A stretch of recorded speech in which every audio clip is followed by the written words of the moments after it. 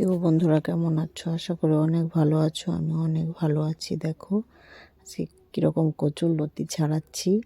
একদম মাঠ থেকে তুলে নিয়ে এসছে একটা দিদির মেয়ে দিয়েছে, তুলে ছাড়িয়ে গুছিয়ে দিয়েছে। আর তার মধ্যে আমি বাজার থেকে চিংড়ি মাছ নিয়ে এসেছি। চিংড়ি মাছ দিয়ে আর লতি দিয়ে রান্না করছি।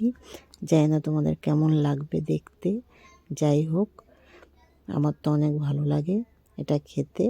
আর তারপরে গেছি বাজারে, বাজার থেকে এসে এত কষ্ট হয়ে গেছে। আমি আর আমার যা গেছি, যা কখনো না কেন বাজারে আমি যেতে পছন্দ করি না, প্রচণ্ড ভিড় থাকে, গরম। আর তারপরে এসে এইসবগুলো সব রান্না করতে হয়েছে।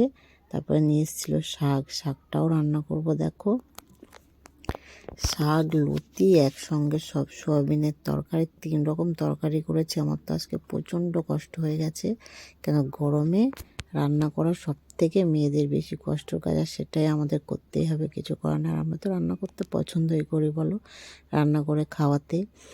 কে কীরকম রান্না করে ফ্যামিলিকে ভালো ভালো খাওয়াতে পছন্দ করো, কমেন্টে জানাবে। আর তারপরে আমার যদি কোনো রান্নায় কোনো ভুল হয়ে থাকে বা খারাপ লেগে থাকে তোমাদের, সেটাও আমাকে কমেন্টে বলবে। এবার আমি রান্না করব চাল কুমড়ো শাক। তোমরা কে কে খাও চাল কুমড়ো শাক? মনে হয় সবারই পছন্দ, কেন এটাও আমি চিংড়ি মাছ দিয়ে বানাবো। দেখো, এটা আমার যা কত সুন্দর কুটে বেছে দিয়েছে গুছিয়ে, কেন আমার অনেক কষ্ট হবে এই কারণে। কেন আমার যা অনেক আমাকে হেল্প করে দেয়, পাশে আছে মাসিগুলো। দেখো রান্না কমপ্লিট। এরকম করে আমি রান্না করেছি চিংড়ি মাছ দিয়ে চাল কুমড়ো শাকটা। আমি একা খাইনি, অবশ্যই সবাইকে শেয়ার করেছি। তারপরে এই যে সয়াবিনের তরকারিটা। Tata, bye bye.